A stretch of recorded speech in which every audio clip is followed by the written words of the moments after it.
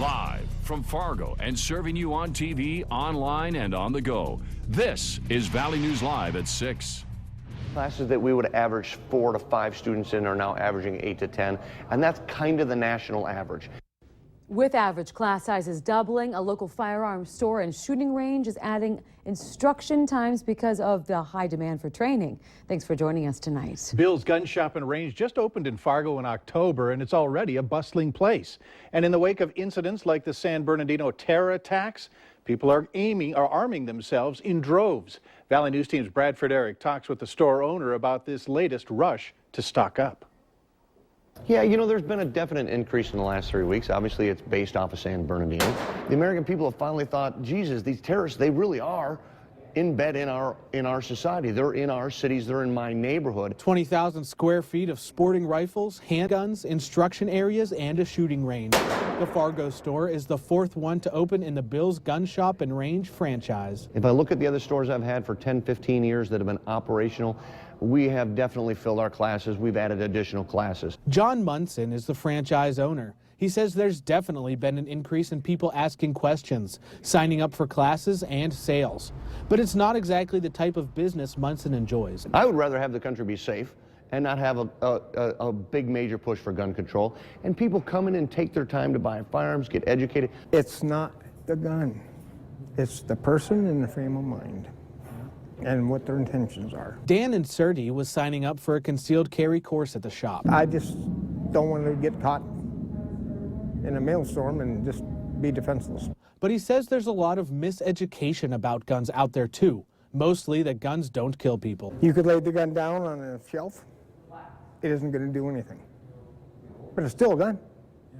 But if I pick it up with ill intentions, then it becomes something else. Both Inserti and shop owner John Munson say the best thing you can do if you have questions, get answers and get educated.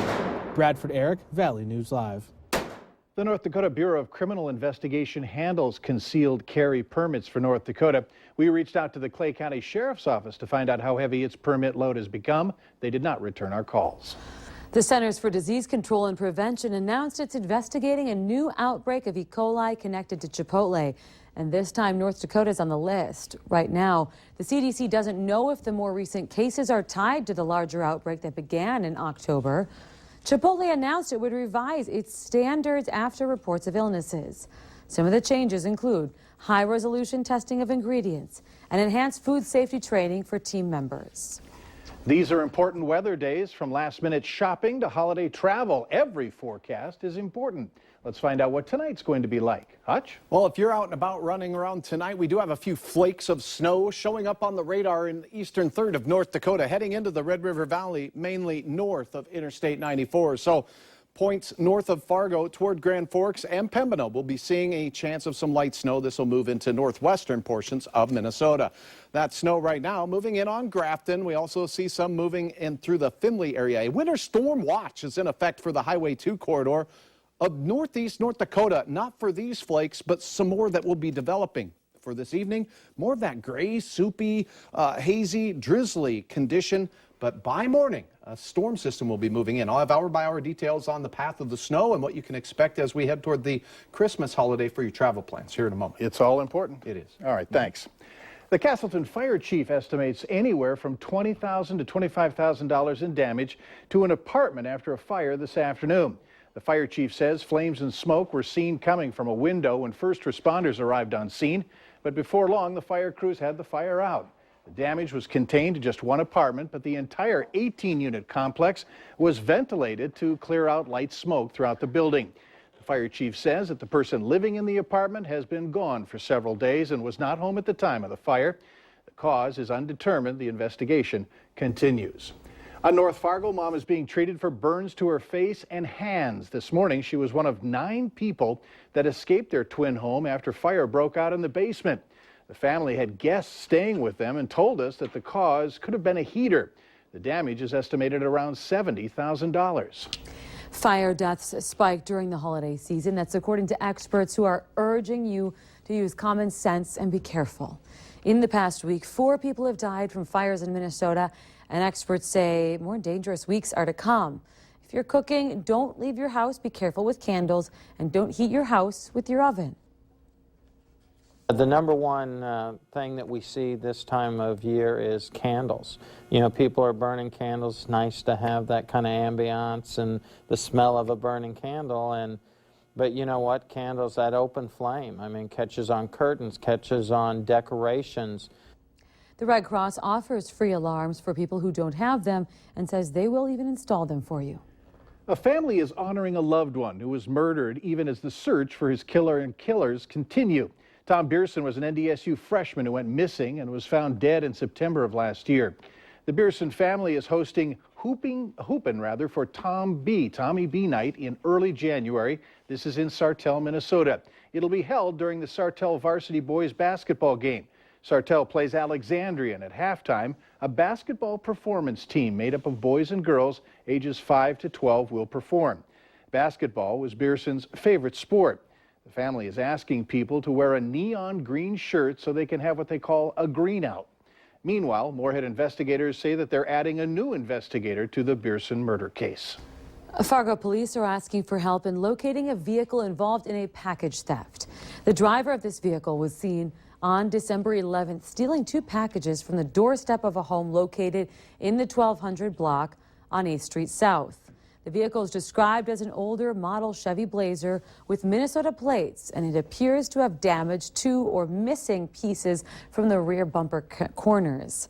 The driver of the vehicle is described to be a white male, early 20s, about 5'10", skinny build, wearing a brown Carhartt-style jacket and a stocking cap. If you have any information about this vehicle or the incident, contact Detective Grant Kendall at 701-241-1390.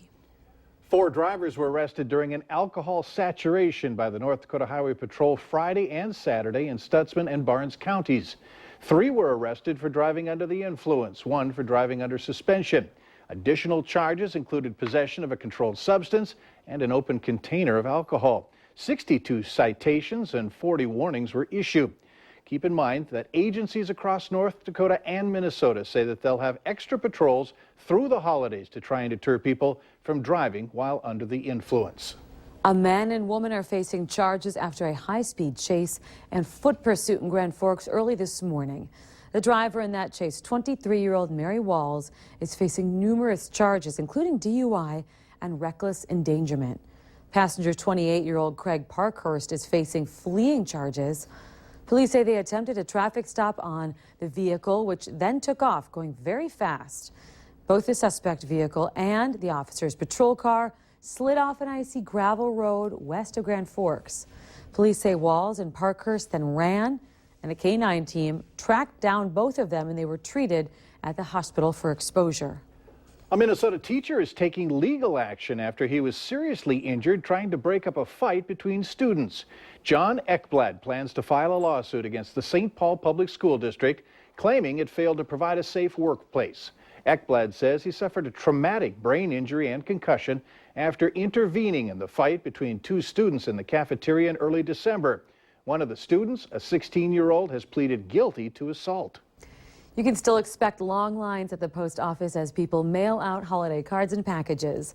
Tens and thousands of items are making their way through postal workers, saying that people can help make lines move faster by having the right postage and information on packages and letters. Today, the greater FM area is going to handle more than 3 million items. The postmaster says if you ship that Christmas present through express mail tomorrow, it should still reach its destination by Christmas. Something new is going up in South Fargo. We've discovered that it's going to be a strip mall near the Home Depot and IHOP near 45th Street South. Now, there's going to be 3 different businesses there. One, we've been told, is Be Seen Gear, formerly known as Be Seen Embroidery. The owner says 1/3 of the building will house her business that has been in Fargo for about 20 years. The custom embroidery and screen printing shop will have a retail store that has clothing items for the local high schools and colleges. Currently, Be Seen Gear is located near the Sports Bubble in South Fargo. Taking Christmas out of the season later on Valley News Live at 6. Who in Washington, D.C. is pushing back on efforts to ban references to Christmas? More fog, haze, and drizzle, but by morning, snow moving into our western and northern counties. There'll be a little bit of accumulation here in Fargo, but this system looks to be affecting north and west. Your hour-by-hour details are next.